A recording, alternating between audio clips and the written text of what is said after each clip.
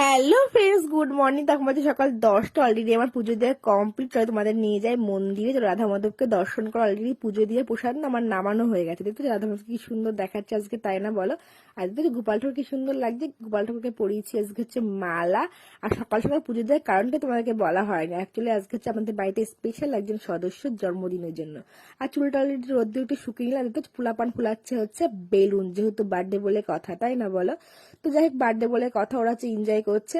Birthday boy কিন্তু আসলে বাড়ি নেই, যার বার্থডে জানো তো, এরা এনজয় করছে। তো বার্থডে বয় বাড়ি থাকুক না থাকুক, আমরা তো আনন্দ করে নিই, তাই না বলো? আর যে জন্মদিন বলে কথা, অলরেডি বসিয়ে দিয়েছি চিকেন। কিছু তো স্পেশাল করতেই হবে। শাশুড়ি মা বিকালবেলায় করবে পায়েস, ঠাকুরকে ভোগ দেবে, তারপরে তাকে দেওয়া হবে। তো যাক, তোমাদেরকে তো বলাই হয়নি কার বার্থডে। অ্যাকচুয়ালি আমার বর মশাইয়ের বার্থডে।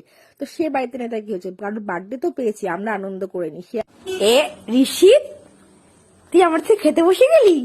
হ্যাঁ, দুজনে কি দেখাচ্ছ বলো? মাংস।